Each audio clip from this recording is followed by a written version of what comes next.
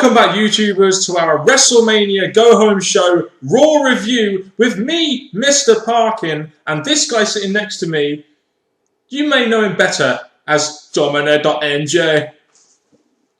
What's up? Very deliberate there, NJ. We are the British Fist, of course. Terminator NJ coming in for NJ. He was off somewhere. I don't know where he is, but we have Terminator NJ for the go-home show. Don't touch me. Oh, okay. Subscribe up above, like this video, and comment your thoughts down below if you dare. And make sure you contact us in the links in the Gooch box below. Yes, and that's the La Vista and all that bollocks. I like the Terminator film. I think that's pretty awesome. But there we go. We have Terminator NJ. The draw, kind of like Rock and Cena, is the draw of WrestleMania. I am merely the CM Punk and Jericho. I may be good to look at. I may be a great match, but I'm not a draw. I'm just saying. But anyway, shall we get into this review? Terminator NJ? Yeah.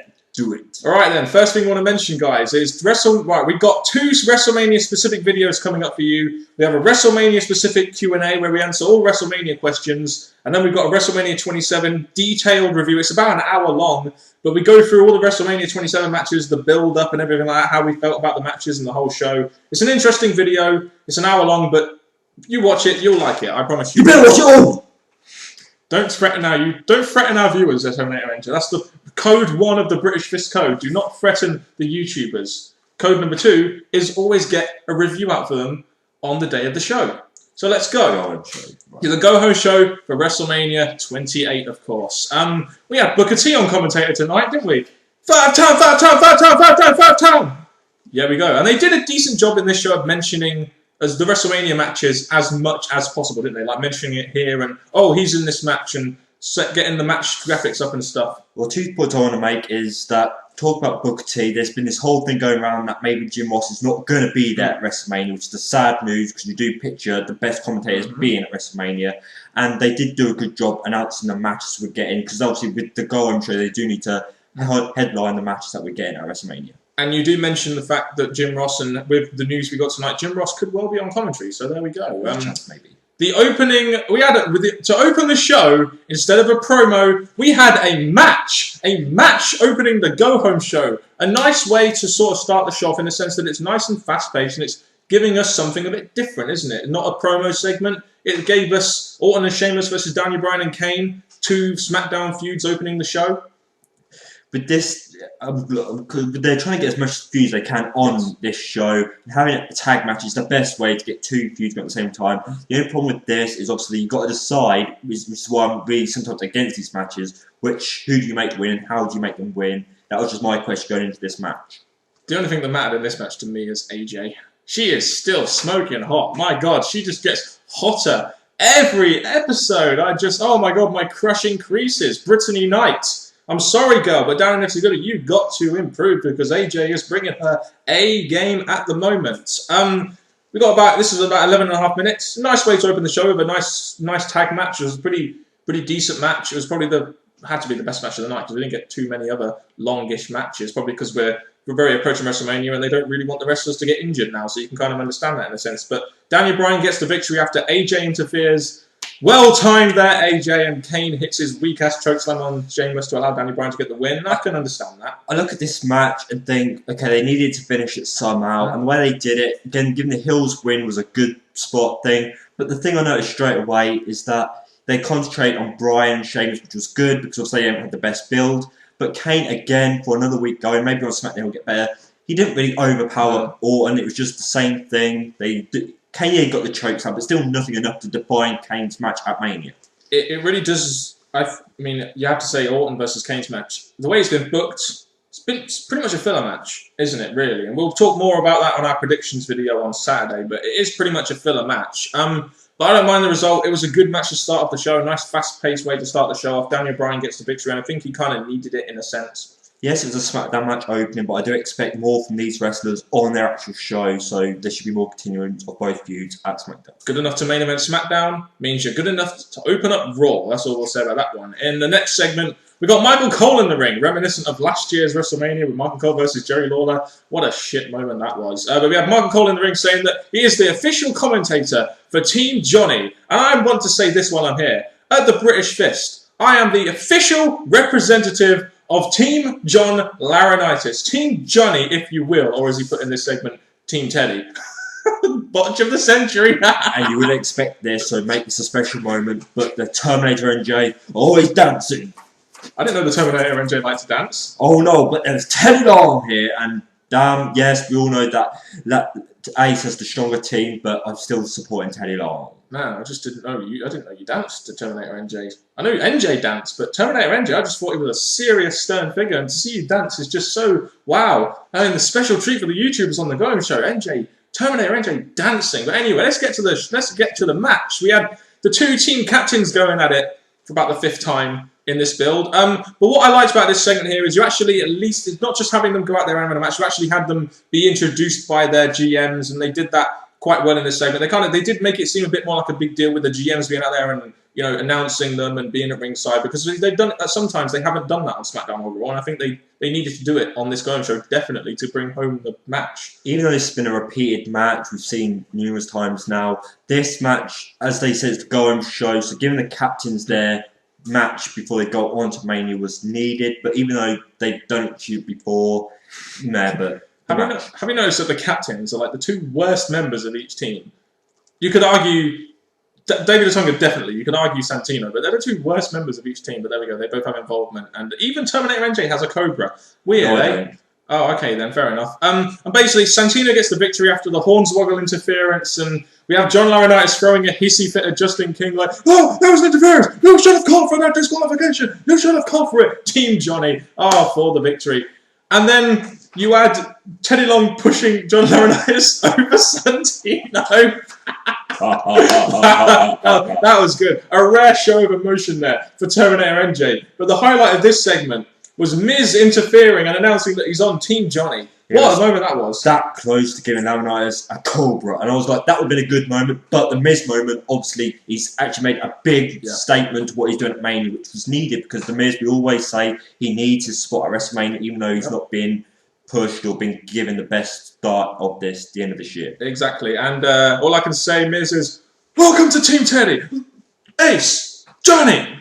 Doesn't matter, he botched it big time. I'm watching GM after Mania. Oh, but the botches are funny, which is why the show is going to be more entertaining when John Laurinaitis wins the GM tag match. But there we go.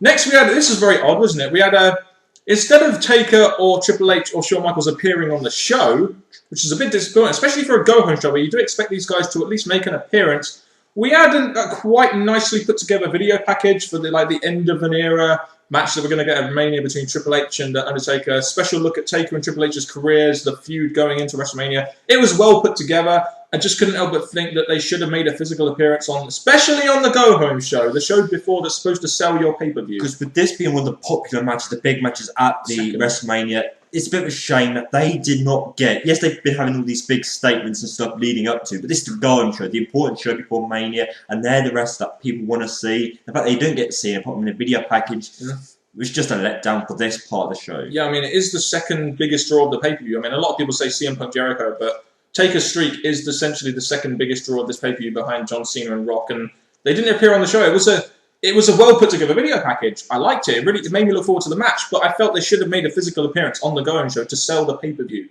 Just my thoughts. The big question is, what else could they have done to the match that was already done? So maybe they just thought, we haven't got more ideas, they've said enough, they've got it all built up, that's it. But at the same time, appearance would have been good. Yeah, maybe they'll make an appearance on SmackDown. Who knows? Eve Torres versus Kelly Kelly. Eve Torres came out with Beth Phoenix, and we got the news earlier today that Maria Menounosa, or whatever the fuck her name is, has broken ribs. So what the fuck's going to happen with that WrestleMania match that no one gives a shit about with the Divas tag match? And and can I ask you a question while we're here? There was rumours that Terminator NJ gave Maria Menounosa the broken ribs. Can you elaborate on that? I think we should take that as a yes, YWC. But yeah, I mean, the match went about 2.5 minutes. Eve Torres versus Kelly Kelly. Kelly wins with a roll-up. You know, do you really give a crap about this match, really? The sad thing is that I don't think Eve's the best heel going. You had Beth Phoenix, the women's Divas champion, who was just there at ringside doing absolutely nothing. And I'm just saying that's appalling. This match ended in a stupid way. But Kelly Kelly, who's not wrestled in a while, had a little moment, but I just really don't care. It's not made me look forward to their match at WrestleMania, if it's going to still happen. But at least you can look forward to breast implants from Kelly because she seems to have got one. And also, they didn't even have... Terminator NJ has also had breast implants, by the way. What a funny coincidence. And also, you didn't even have the celebrity appear to try and sell the match. Again, I know she's got broken ribs. I know she's got broken ribs, but at least have her at ringside. Would have at least helped the feel of the match and at least made the match seem a bit more of a bigger deal, because at the moment they haven't really hyped it that well. Well, I made sure she couldn't appear on Raw, but maybe she could appear on the Titantron at least. Yeah, I'm complaining, and it's all your fault. Thank you very much. Why am I even complaining when the fault is here? Like a tumour, we should get rid of the tumour. No, I'm really joking. We need Terminator NJ for ratings, brother. That's all I can say. The executives think that too. CM Punk versus Christian was at our main event. I must admit, I was looking forward to seeing a nice match here, but not really what we got, was it? I mean, this was Christian's return match. His first match back after his injury, and they pretty much had CM Punk kick his ass, didn't they? They gave him a big warm welcome with the ring announcer bring him to the ring. But the Captain Charisma! And all that, they really hyped it up, but the match was really one-sided. And it wasn't even a match. They really concentrated more on Punk, because obviously with that Jericho thing, that's the thing we got before the match. Jericho was going through his big promo. We all love Jericho when he's appearing and Titantron, even though it's been Titantron stuff in the ring, but whatever. He brought up the whole family member. This time it was his mother. Yep. They really brought more bin into this, and that really wound CM Punk up for the rest of the match. It did, and the segment was good in the sense that you had Jericho cut another promo saying that CM Punk was an actual bastard, which I thought was quite funny. And he basically beats the shit out of Christian, does the GTS on the steps, and and we get this whole thing afterwards. And they did hype up the Punk Jericho feud well here, I'll admit. I just thought maybe they could have done it a little bit better, but that's just me probably expecting too much of WWE, as I sometimes do. So a good segment, because it gives CM Punk attitude and makes him look vulnerable. And I am looking forward to this match at Mania. It's one of the 3 bigger matches we've got. And Christian re-injured himself, apparently, and they needed to find a replacement. Who was that going to be? Well, with removing of Christian, he needed, not needed, but it would have been good for him to be at Mania, because we're all waiting for his return. Yep. So the fact that he's been removed again, it's sad, but, SmackDown was famous for injuries, so it wasn't much of a surprise for me. That's true. He wasn't really injured before. He's one of the reasons Sheamus never had a feud going into the Royal Rumble, or even afterwards, until Elimination Chamber.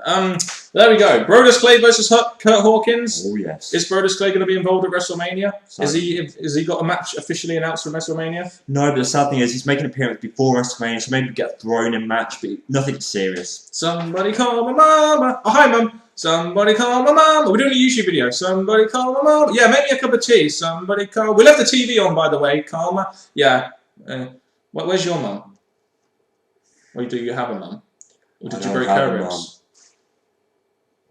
Shocking revelation here on the British Fish Channel. Big Show versus Primo. We'll move on. Big Show versus Primo. First time we've seen the tag champs on TV for a while, isn't it? I totally forgot these guys even existed, really. Yes, they're not going to match at WrestleMania, so why not give them a job thing to the Big Show, which was the best thing for them, because who else could Big Show face? Not really much other wrestlers who are getting this big push, so why not use the tag champs who are not making it to WrestleMania? I mean, it was a jobber match. You're trying to put Big Show over as this massive guy. Not that he already is, but you're trying to put Big Show over people that aren't going to be involved at WrestleMania. So it was an effective segment in the sense that it showcased Big Show, and then you had Cody Rhodes appear on the ramp and cut that promo about the Big Show. And I think, NJ, I need to go do a Big Show. And I am the Big Show. I think you're a bit of a Big Show. Oh yeah, it's a very big show. Yeah. And this, yes, it weren't embarrassing moments. Yes, it weren't attacking Big Show. But again, he's already done the big attacking Big Show. Made him look like, oh, I've got something over you. So I think this was not as strong as his past ones, but it was still effective towards their match. And I think that word pretty much sums up this segment. It was an effective segment for their match at WrestleMania. That's all we can really say. Great Khali versus Mark Henry. I think we was expecting a 5-star match here. That's the thing. With this match, when I heard it being announced, I was expecting all the high spots, good spots, top rope. Oh yeah. Really flexible, technical stuff. The ROH bots would have been jizzing over this match, don't you think? Great Khali versus Mark Henry. 2 big guys that don't wrestle a technical style. The ROH bots would have been jizzing over...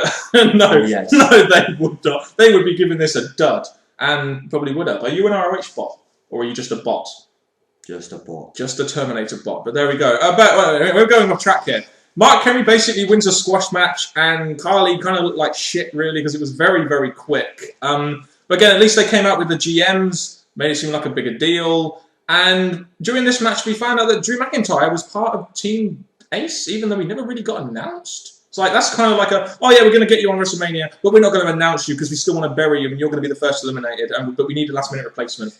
Well, Drew McIntyre make it to WrestleMania. Maybe this is still a good sign because we all like Drew McIntyre. So maybe after this loss that he's going to have at WrestleMania, well, there's small hope that he's going to have something after Mania. But it's just not that exciting because it didn't really get announced backstage. You didn't see him talking to Laurinaitis or anything like that. So it's just bleh.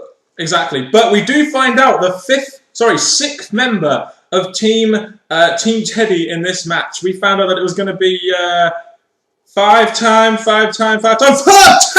Spinneroonie doing Booker T. The last member of Team Teddy is Booker T, and he does the Spinneroonie. Crowd gives him a nice loud pop, and oh, you were going to say something? 619. You're not making it to WrestleMania. No, they're definitely not making it to WrestleMania. He was Mason Ryan, Evan Bourne, Mason Ryan. I said Mason Ryan twice because he's Welsh. But there we go. But I can't at the moment. Why not put Booker T in there? He's not the same guy he used to be. As we saw in Cody, he wasn't the Booker T that we all remember him as. So that's why I'm not too pumped about this. Yeah. But the fans of Booker T, gone from wrestling commentary back to wrestling again. People see it two different ways, but it's another member and a big name for his team. As like you said, it is a big name, and they kind of needed it, didn't they? I mean, he's not the most established of guys now, but he's still a kind of name, and it is nice to see him make these occasional appearances in the ring.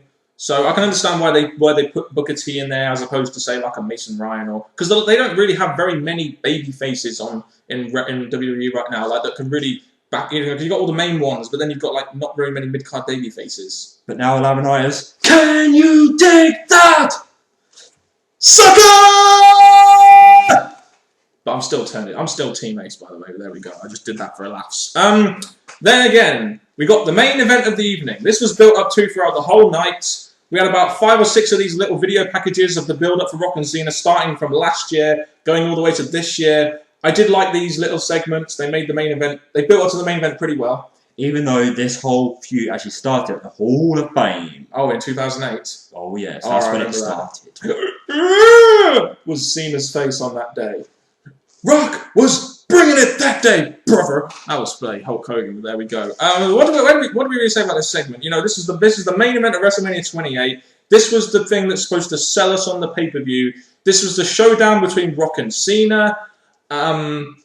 Let's just say what happened in the segment. First we had Rock coming out to a kind of mixed response. I heard a couple of boos in the crowd, which is a bit strange, but you just had Rock talking about basically people were asking him when he's going to come back, and there wasn't really much else to it, to be honest. And then Cena interrupts, talking about, pure emotion being like the Rock's electricity. People threw their best at Cena, but he always wins. He's proud of what he's done, and even though a lot of people think it's uncalled, and after WrestleMania, he'll still be there. And I must admit, I did like Cena's promo. I thought Rock's was a little bit boring, if I'm honest. I'm going to be honest. As much as, obviously, as you've seen, I've been on the Rock side, there was just nothing to it. I didn't feel this. When Cena came out, yes, he interrupted Rock, which was a statement there, but his words, there was no emotion built into it. It just dragged on a bit, and I just thought, I'm not feeling this match, and I'm just like, what's going on here? The important words that stood out to me was, Cena, I hate you. Yeah, and you had the whole thing as well with Rock's drive was to beat John Cena. He needs to beat him to become the greatest of all time. I'm like, yeah, you're trying to put John Cena over as this big star, but is he really that big compared to an Austin or someone like that? Is he really that big? And during this segment, I know we both alluded to it, the fact that couldn't help but think during the segment, you said the segment didn't deliver, but I couldn't help but think, hold on a minute, why are they facing again? Because this has just been a series of insult. Your mama, your dada, your sister, all that kind of shit. And it's just been that. And it was a tad of a letdown, I'll admit that. And I was especially let down by Rock in this segment. I didn't think he delivered some of his promo, but the beginning part of his promo where he was trying to get the crowd involved was just boring. The sad thing is, the build-up to this, the other past promos have been the highlight of this feud building. Tonight was their very last chance. They're not going to appear at SmackDown. And in my opinion, they both let it down. There was no physical thing between them, even though they could have done at least one move. Either way, it would have just led the end of Raw with a highlight, but they just ended like that. And I do think, even though they ended with the stare down, which is generally what you do with these kind of feuds, I did feel you needed some kind of physicality to really at least make this feel like... I mean, I can understand why they're not having them touch. It is the main event, and they're trying to not have them touch too much going into that main event. But for God's sake, we need to see some feud, some story here, and brawling would at least accomplish something and get people hyped up for it, rather than this constant talking and bickering and back and forth. And the sad thing is, because of this tonight, it's really lowered my wanting to see this match. It's sad to say, but this just really did not give me a feeling of this being a big main event. Sad. It will still be a big match, and it will probably be a good match. But I just want to say this to all the people out there that are probably going to say, "Oh, we're hating, we're overanalyzing." These are just our opinions. So sorry if we disappoint you, but these are just our opinions. Okay, so this Go Home Show NJ, Terminator NJ, did it sell you on WrestleMania an awful lot, or did it kind of disappoint? A lot of it, well, most of the show, apart from Rose Clay, was WrestleMania hype. I give thumbs up to that because that's what they needed to do, but it's just none of it really stood out at a big moment for Raw. I do understand what you're saying here, because I was thinking the exact same thing, in the sense that it wasn't like a boom, this is WrestleMania. Do you know what I mean? This is a WrestleMania Go Home Show. This is where we're putting out all the stops. It effectively hyped some feuds. Some stuff was a bit disappointing on the show, but it didn't have that sort of, this is WrestleMania. Coming in 6 days. 6 days, we're trying to hard sell you. It was kind of like we were kind of half-arsing it a little bit. They hyped up Flow Rider. Who the fuck is Flow Rider? Oh, the theme tune. Sorry, yeah. Being a metalhead, I just don't know who the hell Flow Rider is. That's hard. We're getting Madonna. Ooh! Anyway, SmackDown being the B show, you don't really expect much more for Mania on that show, which is sad, because SmackDown should be a competitive show to Raw, but it's not. Expect video package Mania on SmackDown, that's all I'll say. So overall, the Go Home Show, I felt it was effective, that it hyped up all the feuds, but it wasn't that kind of, boom, here is WrestleMania kind of Go Home Show. It didn't really have a big last show feeling to it. This is us trying to really sell WrestleMania to the people. And it's disappointing because we were so pumped about this Go Home Show, because we really thought the way they got these big matches at Mania, this is going to be a great Go Home Show. As much as there was moments in this, nothing special for WrestleMania. And a lot of that was probably due to the main event, the lack of Taker, Triple H, Shawn Michaels, other segments in there as well. But, I mean, if I was going to grade this, I'd give it like a C. I mean, average show, really. Taking all things into consideration, effectiveness of segments, entertainment, big-time feel, I'll give it a C. Mine's more leaning towards C plus B minus, just because I felt that it still delivered with what it needed to, but just not in an entertainment boom, like we said, moments. Okay then, so you've heard our thoughts on this Go Home Show edition of WWE Raw for WrestleMania 28. Make sure you check out tomorrow Q&A WrestleMania style, WrestleMania 27 review, analysis, whatever you want to call it, on Wednesday, being the hour-long video, and then the predictions video will be up on Saturday, WrestleMania review up on Sunday. Yes, we love to hype it up here on the British Fest, but that's because that's what advertising's for, WWE. So yeah, we want to know, you've heard our thoughts, we want to know your thoughts on this show. Your thoughts are very important to us here at the British Fest, and I know we've been going on for 23 minutes now, but we've got to say this. Get your thoughts on this show down in that comment section below. And Terminator NJ, the real main event, the stage is yours, brother. Well, this show has been the Go Home Show, the Raw before SmackDown and before WrestleMania. Please share your thoughts on the good and the bad and the ugly, because that's what we expect for wrestling now. But please, comment, like, subscribe above. Until next time, people, hasta la vista, YouTubers.